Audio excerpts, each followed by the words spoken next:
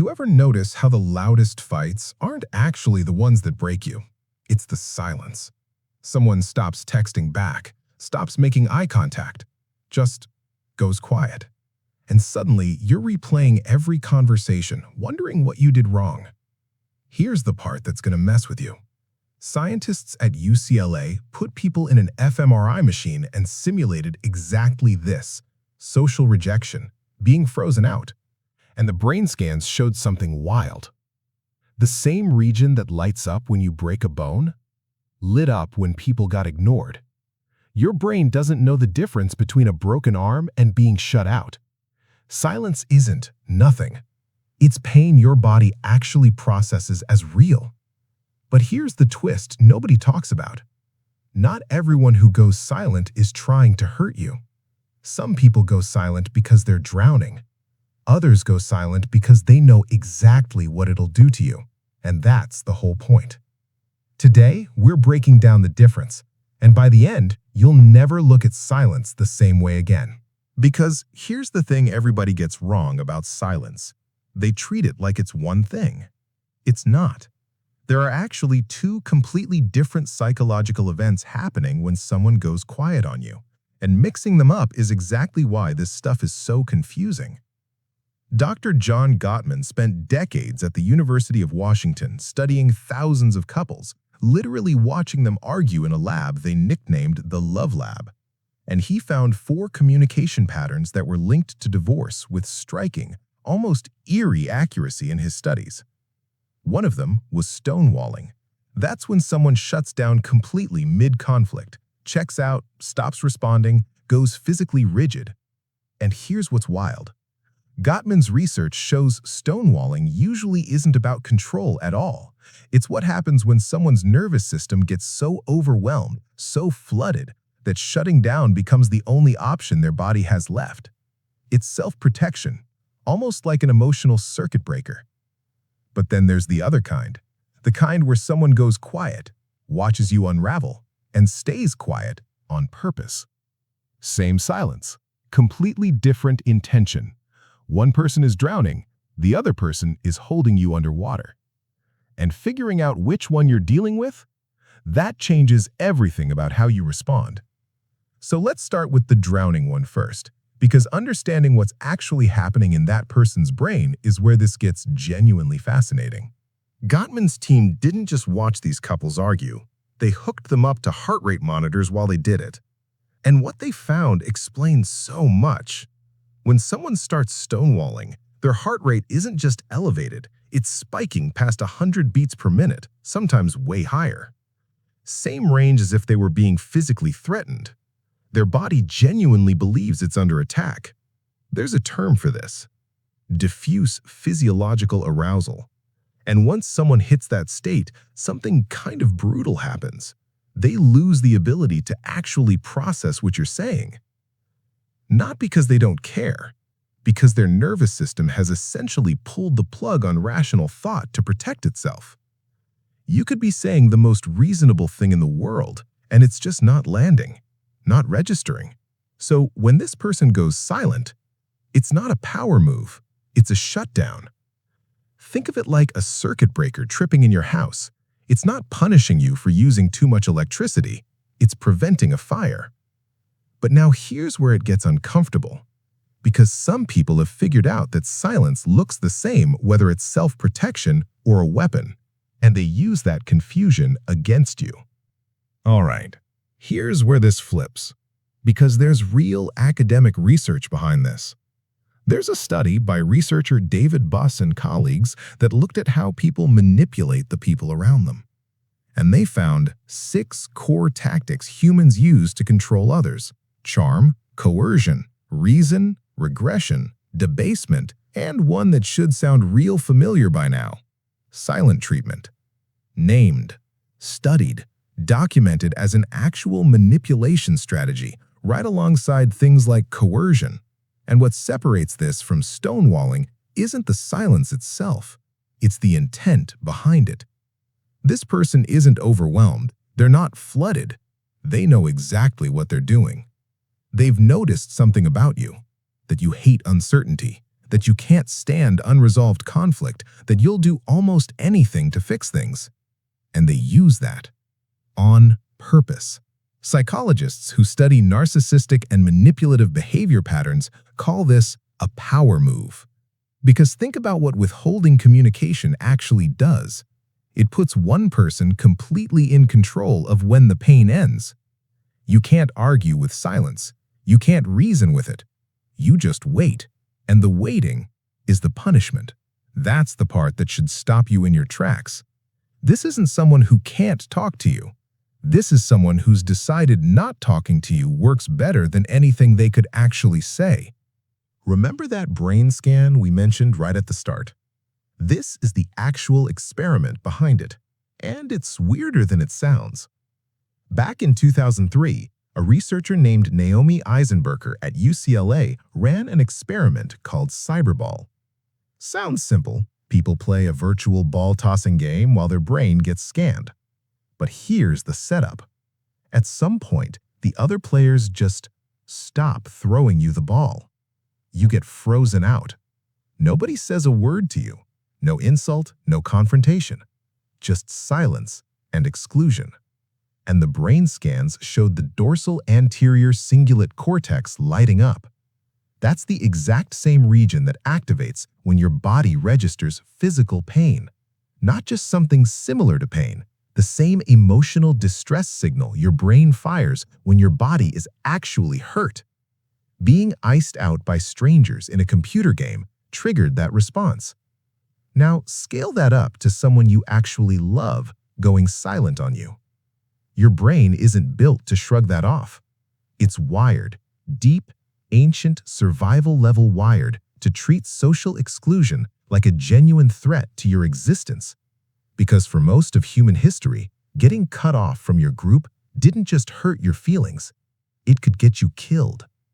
So when someone weaponizes silence against you, they're not just being cold, they're pulling a lever connected directly to your brain's oldest alarm system. And the people who do this on purpose, they know it works. That's exactly why they keep doing it. Now here's where it gets genuinely disturbing, because the person weaponizing silence usually isn't just going quiet and staying quiet forever. That's not how it works. There's a pattern. Cold, cold, cold, and then suddenly warmth, affection, a sweet text like nothing happened. And that pattern has a name in psychology, going all the way back to B.F. Skinner's research in the 1950s. It's called intermittent reinforcement. Basically, rewards that show up unpredictably create a way stronger behavioral pull than rewards you can count on. Skinner actually proved this with pigeons. The ones getting rewarded on a random schedule kept pecking way longer, way harder than the ones getting rewarded every single time. Sound familiar? It's the exact same mechanism behind slot machines. You don't know when the payout's coming, so you keep pulling the lever. When someone gives you silence, then randomly gives you warmth, then silence again, your brain starts treating that unpredictability like a jackpot. You're not just trying to fix the relationship anymore, you're chasing the reward. And here's the cruel part. Researchers studying this pattern found it actually activates some of the same neural pathways involved in addiction. So, if you've ever wondered why you couldn't just walk away from someone who kept freezing you out, this is why. You weren't weak, you were wired. And that wiring is exactly what makes this next part so important. Okay, so real question. In the moment, how do you actually know which one you're dealing with? Because from the outside, remember, both versions look identical. Someone's just not talking to you. A systematic review published earlier this year pulled together 15 separate studies on this exact question, and a few clear patterns showed up over and over. First, duration and resolution. Stonewalling, the overwhelmed kind, tends to be shorter. The person cools down, their heart rate drops back to normal, and they come back ready to actually talk. Weaponized silence doesn't resolve like that. It drags on. Hours turn into days. And it doesn't end because the tension passed. It ends when you do something. Apologize. Cave. Reach out first. Second, conditions. This one's huge. Listen for whether the silence comes with terms attached. Stuff like, "I'm not talking to you until you admit you were wrong." That's not someone regulating their nervous system. That's a transaction. Silence in exchange for compliance. And third, your role in ending it. With genuine stonewalling, the other person eventually re-engages on their own. With the weaponized kind, you're always the one who has to fix it. You apologize for things you didn't even do just to make the silence stop. If you're the one constantly closing the gap, that's not a coincidence. That's the design. So here's a question worth sitting with. Where does someone even learn this?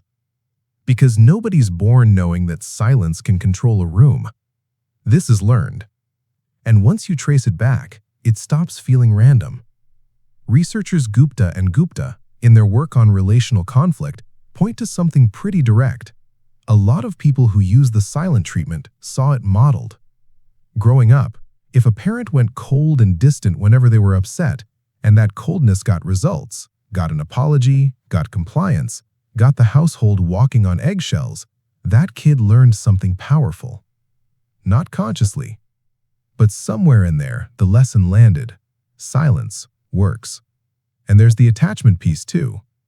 People with more avoidant tendencies often gravitate towards silence because closeness itself feels threatening. Conflict feels like too much exposure, so distance becomes the default response. That's closer to the stonewalling side we talked about earlier. But here's the distinction that matters.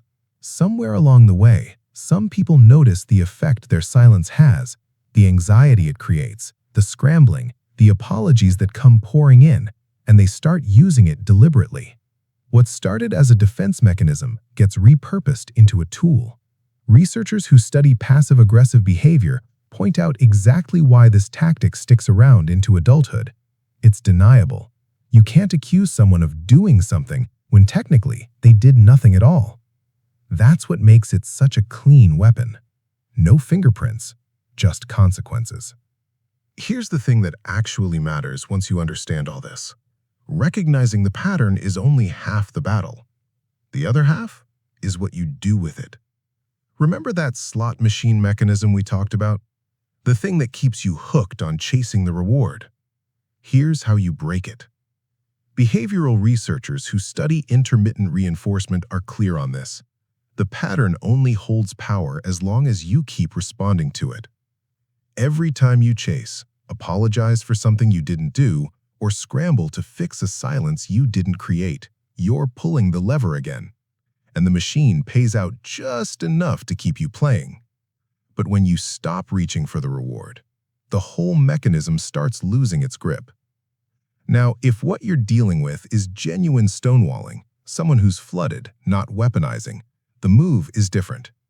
Give them the actual space to regulate. Come back to the conversation once both nervous systems have settled. That's not caving. That's just how healthy repair works. But if it's the other kind, the kind with conditions attached, the kind where you're always the one who has to fix it, the most powerful thing you can do is stop treating silence like a puzzle you need to solve. It's not a puzzle. It's a message. And you get to decide whether you keep answering it. Because here's the real reveal. Silence was never actually about you. It was always about what someone else needed you to feel. So think back to where we started. That feeling of replaying every conversation, wondering what you did wrong. Now you know. Sometimes silence is a nervous system in survival mode, and sometimes it's a choice, dressed up to look like nothing. The difference isn't in the silence, it's in who benefits from it. If this helped you make sense of something you've been living through, hit subscribe.